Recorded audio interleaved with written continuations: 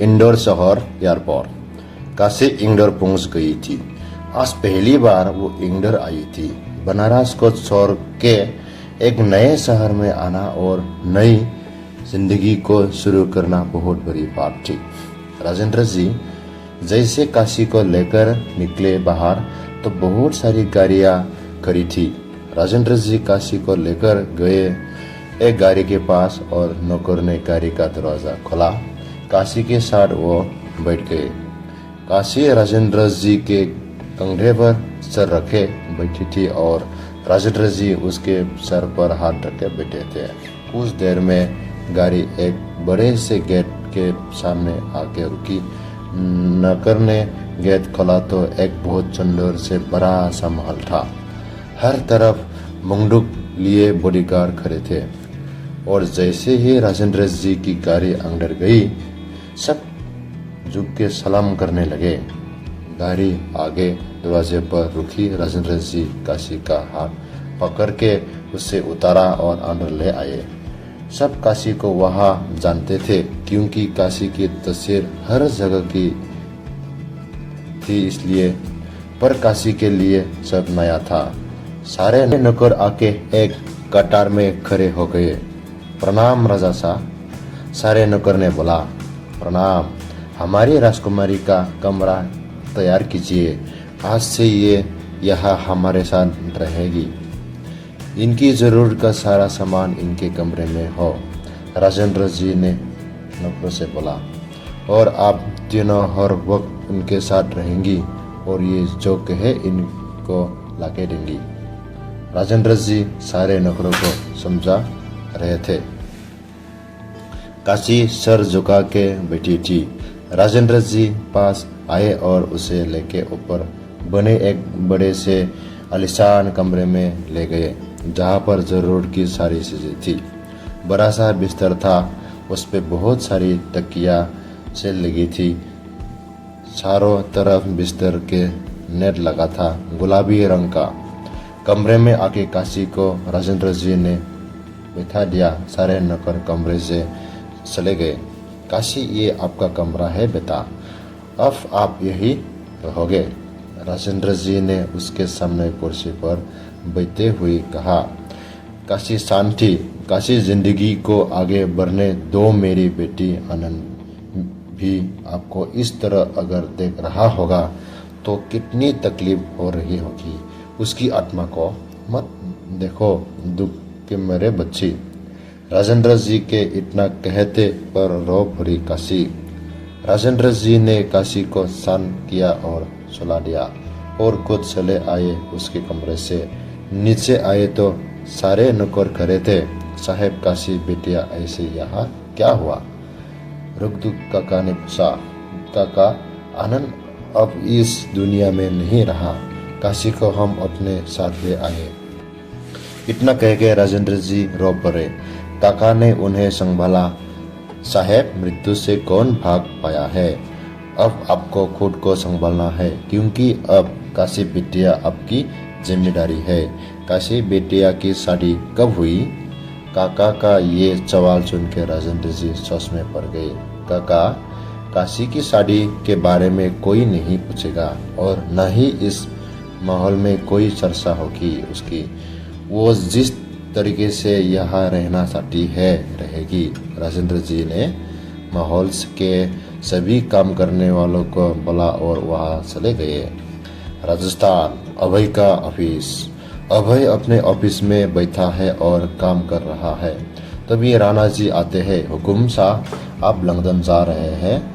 राणा जी हैरान होके पूछते हैं। जी, और कुछ महीने में वही से काम करूँगा अपना। इतना कहे कि वो अपना लैपटॉप बंद करता है और कोट पहनकर बाहर जाने लगता है। राणा उसके पीछे आता है और दोनों आके लिफ्ट में चले जाते हैं। हुकुम साहब, आपसे पूछे अगर बिना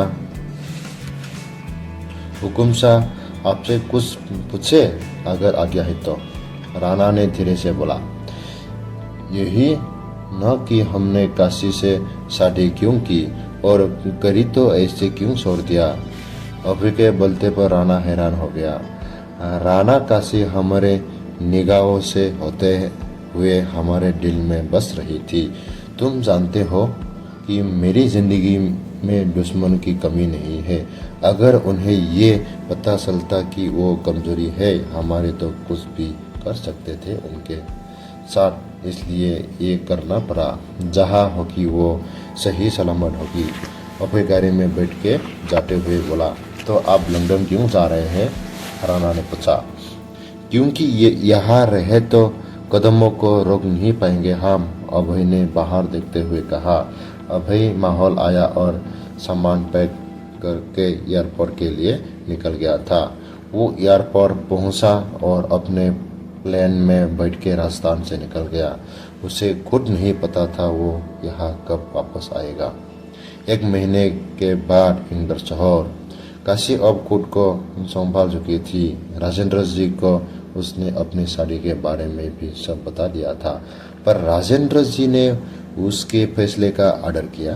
काजी ने अभय ने नाम को अपने साथ जड़ा था नहीं, पर उसके नाम का सिंदूर और मंगलसूत्र उसने कभी नहीं उतारा। अब वो राजेंद्र जी के साथ उनके ऑफिस काम का भी देखती थी और राजेंद्र जी का पूरा ख्याल रखती थी। राजेंद्र जी को भी जीने का एक जरिया मिल गया था और काशी भी उन्हें बाबा बोलती थी। अब वापस से काशी ठीक हो गई थी। वो हमेशा एक राजकुमारी के लिबास में रहती थी। राजस्थानी लिबास, मांग में सिंदूर, गले में बड़ा सा मंगलसूत्र और मांग टिक्का, एक गला सा, भरी हुई चूड़ियां पैरों में, पायल।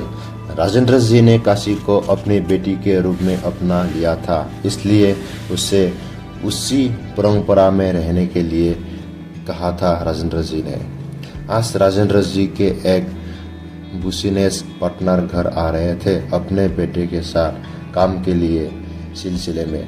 वो दोनों बचपन के दोस्त भी थे, इसलिए इन दोनों के परिवार में काफ़ी घनिष्ठ मित्रता भी थी। काशी भी अपने कामों में लगी थी। छुट्टी का दिन था तो वो भी राजेंद्र जी के लिए अच्छा खाना बना रही थी। काशी रसोई घर से बाहर आई तो देखा कि कुछ लोगों के साथ रघु काका अंदर आ रहे हैं। काका, ये लोग कौन है? बेटिया, ये राजा साहब से मिलने आए हैं। विक्रम सिंह है, माधवगढ़ इन्हीं की रियासत है, और ये उनके बेटे विजय सिंह। काका ने उन दोनों की तरफ देख के इशारा किया। जी, हम अभी बाबा को बुला देते हैं, तब तक आप सब बैठिए। काका इन सब के लिए जलपान के आए। काशी ने अपने सर पर दुपट्टा रखते हुए कहा।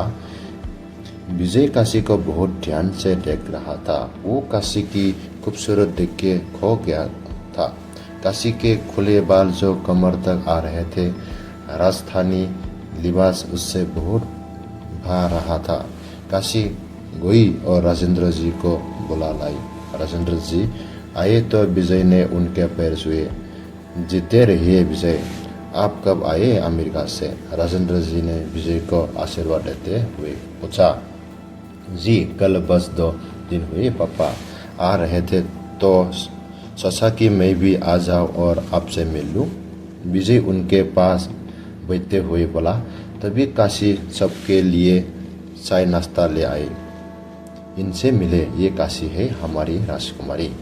राजेंद्र जी ने काशी का परिचय कराया तो विक्रम सिंह और विजय थोड़ा हैरान थे। काशी दोनों को प्रणाम कर वहां से चली जाती है। विक्रम जी की सवालिया नज़र को देख के राजेंद्र जी समझ गए थे। आप ये सोच रहे हैं विक्रम कि ये हमारी बेटी कैसे? राजेंद्र जी ने चाय उन दोनों को देते हुए बोला। जी, विजय ने बोला। राजेंद्र जी ने उन्हें सारी बात बता दी और काशी जी की शादी। विजय ने काशी के बारे में जानने के लिए पूछा। उनकी शादी के बारे में हम उनसे कभी नहीं पूछते और न ये हमने किसी और को दिया है। काशी इस शादी को निभाना चाहती है, इसलिए हम उनके फैसले की कदर कर रहे हैं, राजेंद्र जी ने बोला और कप उठा के नीचे रख दिया। विजय काशी के बारे में सोचने लगा। काशी के बारे में जान के वो इतना समझ गया था कि काशी एक बहुत अच्छी दिल की लड़की है। कुछ देर राजेंद्र जी ने बात करके वो सब चले गए। विजय जाते जाते काशी को ही देख रहा था जो कोर काम कर रही थी। विजय चला गया काशी को निगाहों में लेके अपने, पर काशी इन सब से बेखबर थी। रात का वक्त काशी अपने कमरे में सो रही थी। उसे रो रो के सपने आ रहे हैं। वो नींद में ही चीखते लगती है। राजेंद्र जी अपने हुए अपने कमरे से आते हैं। काशी के सर पर हाथ रखकर उसने शांत करके सुला देते हैं। इस सपने के दर्द को हम समझ सकते हैं काशी, पर माफ कर दो, हम कुछ नहीं कर सकते। राजेंद्र जी बाहर जाके एक नौकरानी को बुला के उसे काशी के पास रुकने को बोल के चले गए हैं। अगली सुबह उठ के काशी मंदिर में पूजा करती है और राजेंद्र जी के लिए खुद नाश्ता बना रही होती है। तभी विजय वहाँ आता है। काका उसे राजेंद्र जी के कमरे ले जाते हैं। प्रणाम अंकल जी। विजय ने हाथ में फूल लिए बोला, आप आज सुबह सुबह यहाँ? राजेंद्र जी अकबर रखते हुए बोले, जी हाँ अंकल जी, और बल्कि आज नहीं, अब मैं आपके साथ हर दिन साथ में ऑफिस जाऊंगा, क्योंकि पापा जी का हुक्म है जो वो कल आपके सामने हमें देख कर गए हैं। विजय ने थोड़ा मजाकिया अंदाज में बोला, बाबा चलिए नाश्ता लग गया है। काशी अंदर आते हुए बोली, गुड मॉर्निंग प्रिंसेस, और ये प्यारा सा गुलाब प्यारी सी प्रिंसेस के लिए। विजय ने एक गुलाब का फूल काशी की तरफ बढ़ा के कहा, आप यहाँ सुबह सुबह? काशी ने हैरानी से बोला, हाँ प्रिंसेस, और सारी अब आपको एक जाने का नाश्ता एक्स्ट्रा बनना पड़ेगा, क्योंकि अब मैं रोज यहाँ से अंकल जी के साथ ही ऑफिस जाऊंगा काम सीखने। विजय बेदर कर बोले जा रहा था। विजय एक बहुत अच्छा लगता था, हाँ पर बोलता बहुत था। उससे सबका आदर सम्मान करना आता था। काशी को भी उसका स्वभाव अच्छा लगा। कोई बात नहीं, अभी तो नीचे चलिए, नाश्ता ठंडा हो रहा है। काशी ने मुस्कुरा के बोला। राजेंद्र जी को भी विजय का स्वभाव अच्छा लगता था और वो सोचते थे कि काशी अभय को भूल के इस जबरदस्ती के रिश्ते को भूल के आगे बढ़े। उन्हें विजय पसंद था और वो चाहते थे कि काशी भी पसंद कर विजय को। सब नीचे जाते हैं और नाश्ता करते हैं और ऑफिस के लिए निकल जाता है। ऑफिस पहुंच के विजय राजेंद्र जी के केबिन में चला जाता है। राजेंद्र जी उससे काम समझाते हैं। विजय काफ़ी समझदार लड़का था, इसलिए हर चीज़ को अच्छे से समझ लेते थे। विजय अब रोज घर आता और वही से ऑफिस जाता। काशी और उसकी काफ़ी अच्छी दोस्ती हो गई थी, पर काशी ने उससे कुछ नहीं छुपाया, बस अपने पति के नाम के अलावा। विजय ने भी अपनी दोस्ती को भी एक मर्यादा में रखा। वो काशी का बहुत आदर करता था और हर वक्त उसके चेहरे पर मुस्कान लाने की जद्दोजहद में लगा रहा था। काशी को भी एक अच्छा दोस्त मिल गया था विजय के रूप में। 2 साल बाद इंदौर। काशी अब अपनी जिंदगी में आगे बढ़ी तो थी, पर अभय के धोखे को आज भी अपने दिल में रखी थी। आज भी वो सपने काशी को रात में परेशान करते थे, पर विजय उसकी जिंदगी में बहुत सी सुखियाँ लेके आया था और दोनों को ही अपनी मर्यादा का क्या था। विजय के लिए काशी उसकी सबसे अच्छी दोस्त और प्रिंसेस थी। Good morning princess. विजय अंडर फूल का गुलदस्ता लाकर उसे देते हुए कहता है, आ गए आप? काशी ने गुलदस्ता नीचे मेज पर रखते हुए बोला, हाँ प्रिंसेस, और जल्दी से नाश्ता दे दो, हम बहुत भूखी लगी है। विजय खाने को टेबल के पास आकर बोला, आप क्या सिर्फ खाने खाते आते हैं यहाँ कोरसा? काशी ने नाश्ता मेज पर रखते हुए कहा, वैसे आपको एक और बात बतानी थी। विजय ने कुर्सी पर बैठते हुए कहा, वो क्या है आप? काशी ने नाश्ता देते हुए बोला, वो ये कि आज हम कुछ दिनों के लिए अमेरिका जा रहे हैं। पापा के बिजनेस के काम के सिलसिले में। तो कुछ दिन आपको हम फोन से परेशान करेंगे प्रिंसेस, विजय ने बोला और नाश्ता करने लगा।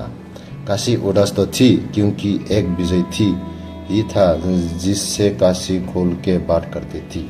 विजय ने नाश्ता किया और काशी को बाय बोल के वहाँ से चला गया। काशी भी ऑफिस आई और काम देखने लगी। काम करते करते जब थक गई तो ऑफिस में बने ग्राउंड फ्लोर पर चली गई जहाँ बच्चों का क्रेश था।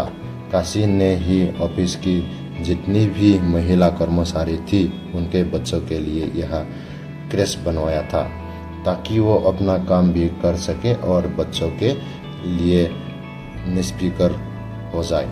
काशी कुछ देर वहाँ रही और फिर शाम होते ही घर चली गई। घर आई तो राजेंद्र जी बैठे थे। वो आके अपने पास बैठ गई। कुछ देर बातें किया दोनों के, फिर खाना खा के सोने चले गए।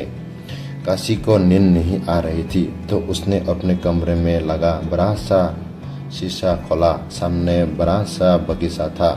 काशी का कमरा नीचे की तरफ सबसे पीछे था। काशी बगीचे में आके टहलते लगी। उसने आंखें बंद की और खुद को अपनी ही बाहों में ले लिया। 2 साल गुजर गए। अब तक तो अपने शादी कर ली होगी ना? आपको हमारी याद नहीं आती होगी ना? क्यों आएगी? आखिर ये शादी आपके लिए बस एक चौड़ा था और चौड़े याद कहाँ रहते हैं। काशी ने ऊपर आसमान को देखते हुए कहा। राजस्थान एयरपोर्ट, रात का वक्त। एक प्लेन आके रुकता है, उसका दरवाज़ा खुलता है, उसमें से अभय आता है। उसके बाहर आते ही सारे बॉडीगार्ड उसे प्रोटेक्ट करने के लिए उसके सामने और पीछे खड़े हो जाते हैं। राणा जी उनके पीछे होते हैं। अभय सभी के साथ बाहर आता है। ड्राइवर जल्दी से गाड़ी का दरवाज़ा खोलता है। अभय बैठता है और सारी गाड़ियाँ चल देती है। 2 साल आपसे दूर थे, पता नहीं आप कैसे होगी। शायद शादी कर ली होगी अपने। इन 2 सालों में आपकी कोई भी खबर हमने अपने तक आने नहीं दिया, पर यहाँ आते ही आप हमारे जहन में फिर उतर गई। पता नहीं कैसे रह पाएंगे यहाँ। अभय बाहर देखते हुए अपने मन में बोला। अभय के दिल दिमाग में आज भी बस काशी थी। सुबह का वक्त इंदौर। काशी कमरे से बाहर आई तो देखा आज राजेंद्र जी नहीं आए थे अभी तक अपने कमरे से बाहर। काका बाबा नहीं आए अभी तक? काशी ने रघु काका से पूछा।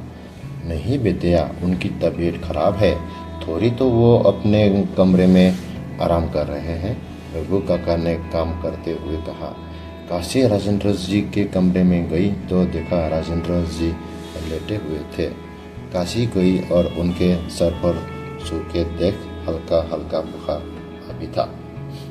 तभी राजेंद्र जी की आंखें खुली और अब क्या हुआ? राजेंद्र जी उठ के बैठे हुए बोले। बाबा, आपकी तबीयत नहीं ठीक थी तो बताया क्यों नहीं अपने हमें? काशी परेशान होकर बोली। अरे हल्का सा बुखार था बस, अब हम ठीक है देखो। राजेंद्र जी ने काशी के हाथ को उसके पकड़ के बोला। तभी उनके मैनेजर वर्मा जी आते हैं। सर, वो आज आपको राजस्थान जाना होगा प्रोजेक्ट के लिए। वर्मा साहब हाथ बांधे खड़े थे। बाबा कहीं नहीं जा रहे हैं वर्मा जी? बाबा की तबीयत ठीक नहीं है, काशी ने उठते हुए कहा। तभी काका दलिए लेके आ गए। काशी दलिया लेके राजेंद्र जी के पास बैठ गई और उन्हें खिलाने लगी। पर बेटिया, ये प्रोजेक्ट मिलना बहुत जरूरी है हमें, वर्मा जी ने चिंता जताते हुए कहा। हम ठीक है हमारी राजकुमारी।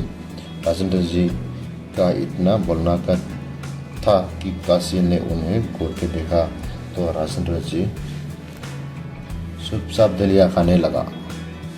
वर्मा जी, हम चलेंगे आपके साथ, काशी राजेंद्र जी को दलिया खिलाते हुए बोली। वर्मा जी, बता दीजिए सबको आज वहाँ फोन करके कि हमारी राजकुमारी आ रही है वहाँ हमारे जगह पर, और इनका ख्याल रखना आप। राजेंद्र जी ने खुश होते हुए बोला, और आप अपना ख्याल रखिएगा। टाइम से दवा लेना है, खाना है और आराम करना है बहुत सारा।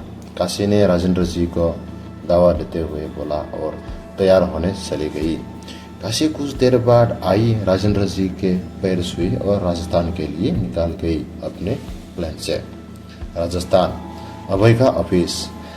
राणा, उस प्रोजेक्ट को किसी तरह भी इस बार भी हमें ही लेना है, चाहे जो चाहिए।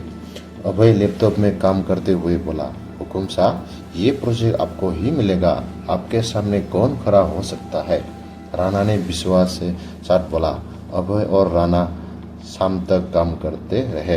हुकुम साहब, चले, आपको आज अपने होटल भी जाना है।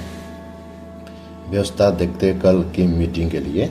राणा अभय को याद दिलाते हुए कहा। अभय और राणा ऑफिस से निकलने हैं। दूसरी तरफ काशी अपने कुछ लोगों से साठ और वर्मा जी के साथ राजस्थान पहुंचती है। वो प्रोजेक्शन के साथ बाहर निकलती है और गाड़ी में बैठ जाती है। वर्मा जी, अपने होटल तो बुक कर दिया है ना?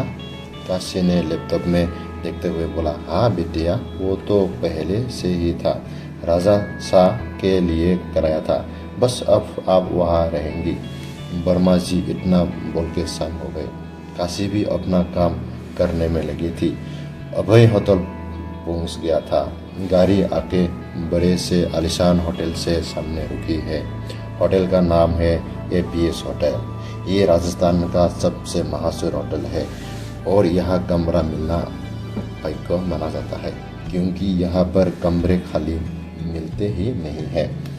चाहे जितना भी बड़ा आदमी क्यों ना हो, इस होटल में कमरा लेने के लिए 1 महीने पहले से ही बुकिंग करना पड़ता है। अभय गाड़ी जैसे रुकी है, एक नौकर जल्दी से आके दरवाज़ा खुलता है। अभय नीचे उतरता है और अपना चश्मा निकाल के जेब में रखता है और कोट की एक बटन लगाता है और अंदर बढ़ जाता है। सब उसे देख के खड़े हो जाता है और झुक के नमस्ते करते हैं। अभय सबको बैठने का इशारा करके अपने केबिन में आ जाता है। और दूसरी तरफ काशी की गाड़ी भी आके उसी होटल के सामने रुकती है। काशी बाहर आती है और अपने सारे बॉडीगार्ड और वर्मा जी के साथ अंदर जाती है। बिटिया, आप बैठो, हम बात करके आते हैं, वर्मा जी बोल के चले जाते हैं। काशी वही सोफे पर बैठी जाती है। चलिए राजकुमारी जी, होटल के एक कर्मचारी ने कहा। काशी सबके साथ चल पड़ी। बॉडीगार्ड वही नीचे खड़े रहे। कर्मचारी ने जाके रूम दिखाई और चला गया। वर्मा जी का कमरा भी बगल में था। काशी आई और राजेंद्र जी को फोन लगा दिया। उसने बात करने के बाद वो काम में लग गई। अभय भी अपना काम करके वहाँ से चला गया, पर आज उसे यहाँ से जाने में अजीब सा एहसास हो रहा था। वो जैसे जैसे दूर जा रहा था उससे अजीब लग रहा था। काशी भी थकी थी, इसलिए वो सो गई थी। सुबह का वक्त, अभय के होटल का कॉन्फ्रेंस हॉल। सारे बड़े से बड़े व्यापारी यहाँ हॉल में बैठे थे।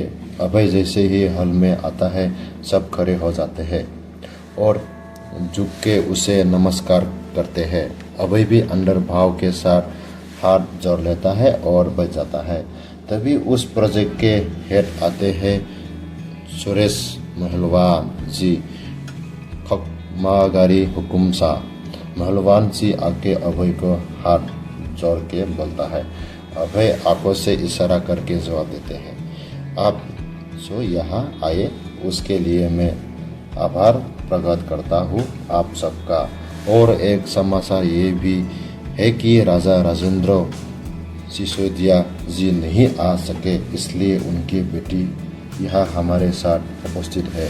तो मिलिए राजकुमारी काशी प्रताप सिंह से। महलवान जी के इतना कहते ही काशी अंदर आती है वर्मा जी के साथ। अभय काशी का नाम सुन के सर उठा के हैरानी से देखने लगे। काशी सबको हाथ जोड़ के प्रणाम करती है।